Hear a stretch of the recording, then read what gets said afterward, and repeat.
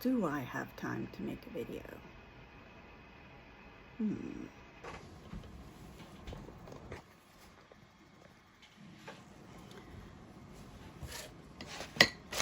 Well, just got back from an auction. It was an online auction, and so we just got back from picking up our winning bids. So I'm going to go through them real quick. See if maybe you're interested in seeing what we got.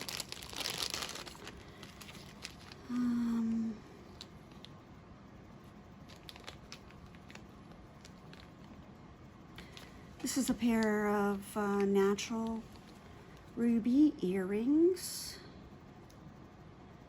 What I'm going to do, if I can get these things open, is lay them all out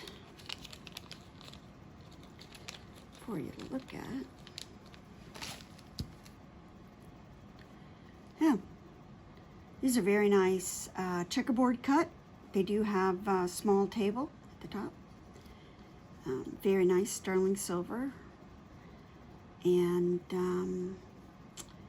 I'll have to look at the documentation and see if they think those are diamonds, but regardless, these are very nice natural rubies. Very nice. Rob and I bid separately. So this is actually his stuff. This is a matching ruby ring from that. Now I'm going to need to look at this in the lab, which I'll do a little later today.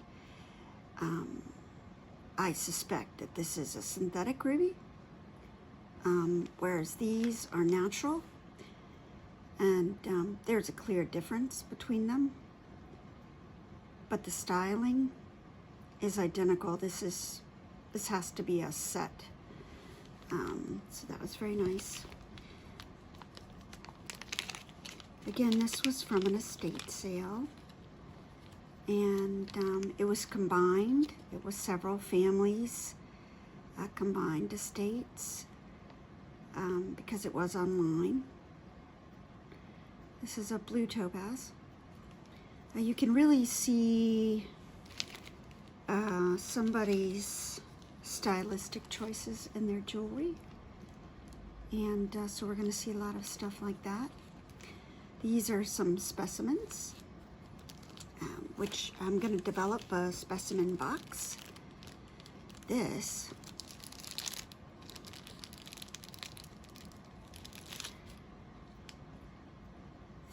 is a blue topaz. It's gorgeous. I'll be setting this into a pendant.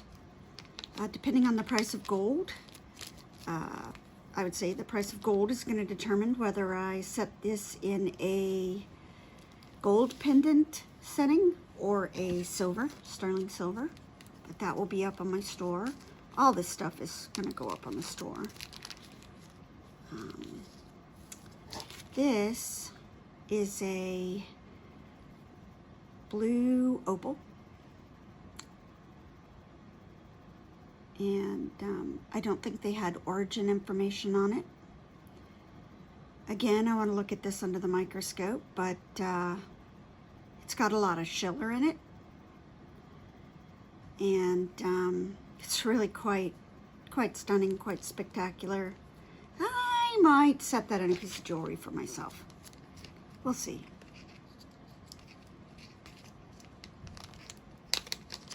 My husband said he bought it for my birthday, so there you go.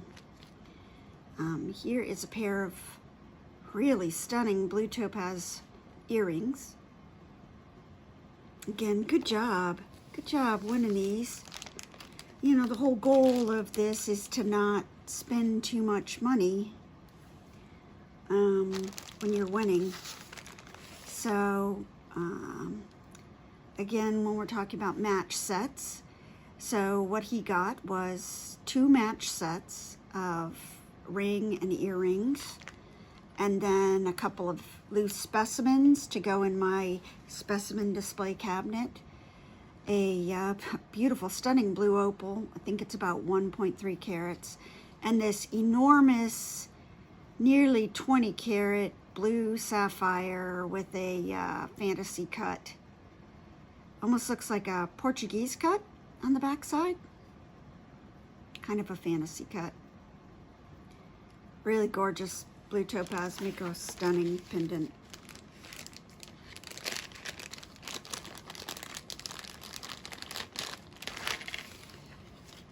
I'm really quite stricken by this ring. I would like to hold on to it, but I probably won't. Sterling silver again. It is,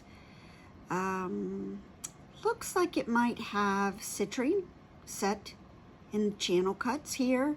It's a bezel set, chrome diopside, also called the Russian emerald. It's in sterling silver. It's really in fabulous shape. Just really beautiful ring. I need to find its bag. Its bag is here somewhere. This is a kayaker's dream. It is a beautiful chrome diopside, garnet, rhodolite garnet, and these are tanzanites. This is a stingray. I mean, it's definitely a stingray, and it's just gorgeous. You look at it there, stunning. Sterling silver, that'll be up on the store.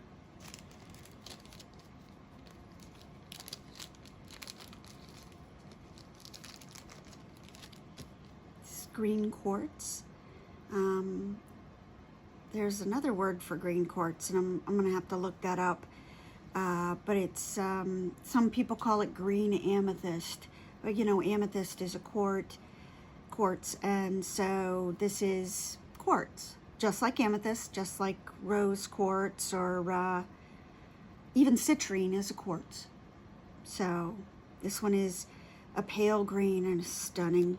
That'll go up on the store. A lot of this stuff's going to go up on the store today. And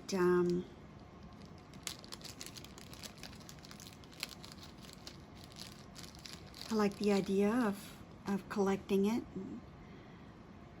And, really curating a collection that fits my aesthetic, and maybe the aesthetic of kayakers, water people, paddle boarders, you know, people who like the water. This is another green quartz.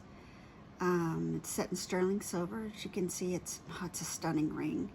I think it is probably a 6. Doesn't really fit any of my fingers. Stunning. I'm going to use that word stunning a whole lot because I'm feeling very stunned.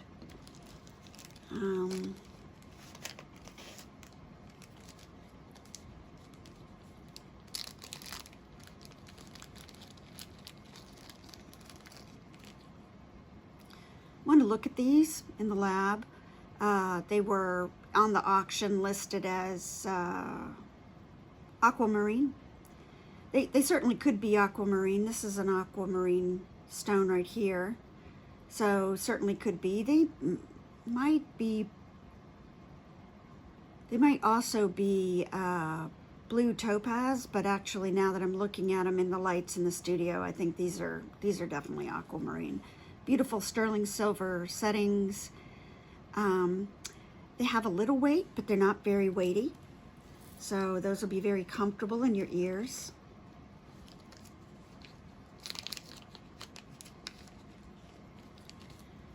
Here's another aquamarine.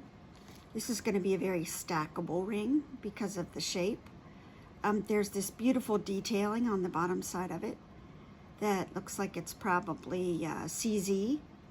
And only the woman wearing it will know that that detailing is there. It's about 3/4 of a carat, aquamarine, set in sterling silver. It's a beautiful piece. I have and bought a lot of loose stones.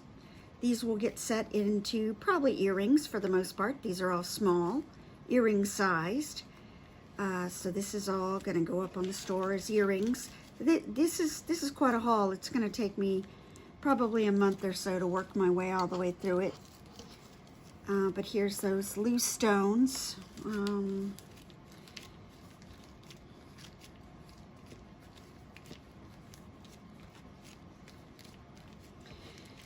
11 sets of loose stones there.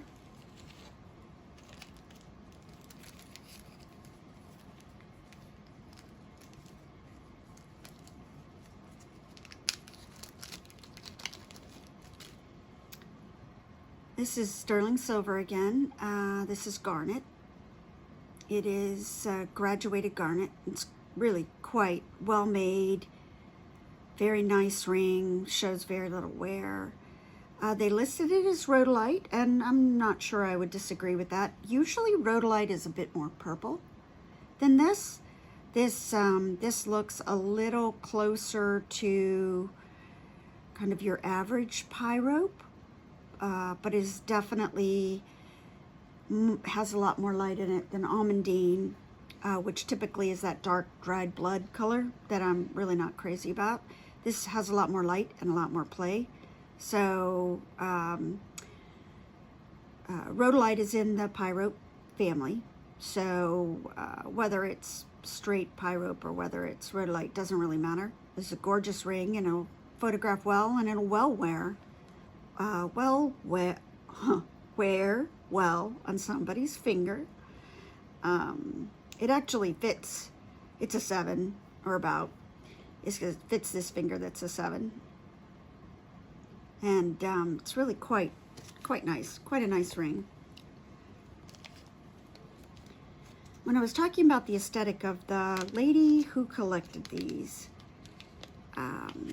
clearly, you know, there might be two batches, two different ladies here, but this is one that I would say came from the same collector who collected this.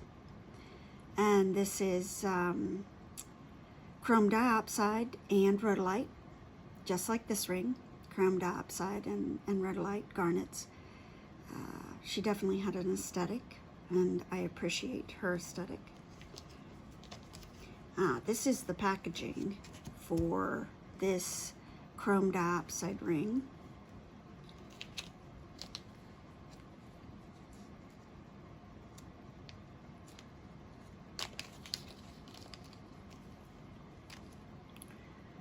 More rhodolite garnet. I hope the camera will focus on this. Hello, camera. Look at this. The detailing on this is exquisite.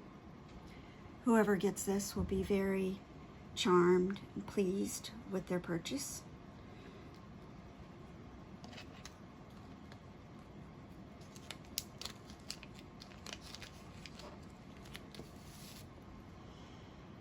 And more rhodolite garnet. Again, set in sterling silver. This was my first auction, so I didn't bid on anything that was gold. With the price of gold so high, I just went with silver. It was clearly the less expensive path, but also silver sells well. And you can have a lot more jewelry in silver than if you are buying exclusively gold or platinum. So I think for somebody like me who really likes jewelry, silver makes a lot of sense. Anything that I sell ships in a plastic bag with either a non-tarnished slip in the bag, or the bag itself is an intercept bag, which prevent tarnishing. And I would definitely recommend storing your silver that way so that you don't have to clean it every time you wear it. This is a gorgeous ring. Some lucky lady is going to get that. This was the only thing that my husband was doubtful about. He when I pulled it out, he said, "Oh, well, that's odd." This is, again, bezel setting, sterling silver, and it is chrome diopside. And like I said, we've got this aesthetic here of these rhodolite garnets and chrome diopside with silver, and this is the same aesthetic here. Stacking is really in right now, right? We all love to stack rings. This one is basically pre-stacked. There you go, it's pre-stacked. That is gorgeous. The bezel settings on this ring are going to really protect the stones. And chrome diopside is not very hard. It's only about a 6 to 6.5 on the Mohs hardness scale. So these little bezel settings are going to protect the stones for a long time. And this is really a nice ring. So I know my husband was questioning, but he's not a woman. And he doesn't wear rings besides a wedding band. So what does he know? So there's that. And what did I do with the packaging on that? I obviously set it somewhere. Well, it's here somewhere. I'll find it. So there's that. I was also, you may have noticed, wearing a aquamarine vintage, quite old aquamarine ring. It's actually 2 different colors of aquamarine. There's lighter on the outside and darker on the inside. If you look at it against this modern aquamarine, you'll see that it's green. And that's because most aquamarine starts greenish, and then they heat it to get a bluer color out of it. But this is unheated, and so this is actually the natural color that aquamarine comes in. And this was, again, a vintage buy, and I'm not sure if I'm going to sell this one or not. Clearly it fits my hand beautifully.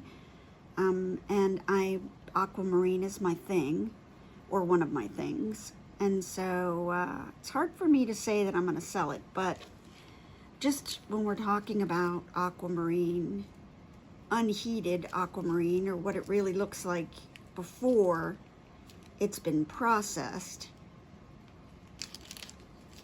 this specimen that my husband bought for me is aquamarine. Hopefully the camera again is focusing on this. And as you can see, it's blue-green. It's blue-green. It's not blue-blue. It's blue-green. It's aqua blue. And I love this color. I'm going to be learning how to cut cabochon, and that's my plan for this. But I will get an opinion from the jeweler who's mentoring me before I try to do anything to it, because it does have a fault line, and I just want to honor the stone, which is so beautiful. I don't want to ruin it. So that is my whole haul. Again, I don't know where the baggie for this got to. I'm looking around. There it is. There we go. I'm going to give you one last pass here.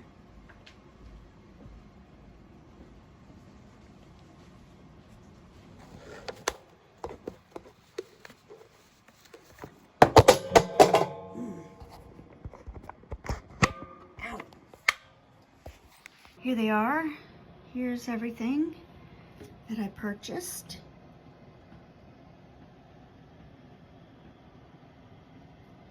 So you can see them a little more close up.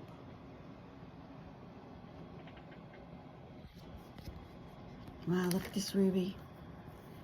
I mean, my feeling is that that's going to turn out to be synthetic. Now, synthetic is still a ruby. It's chemically identical. It's just a ruby without the suffering, the miners, the sweat, the toil. It's made in the lab. This is definitely a natural ruby. I'll look at it in the lab later, but definitely a natural ruby. You know, I didn't talk about these. They're opal with sapphire, and that's actually, I'm keeping those as the birthday present along with this stone. This gorgeous, gorgeous tiny opal is just exquisite. Wish me luck. everything that's ready to go is going to go up on the store over the next couple of days. And I wish you all a Happy New Year.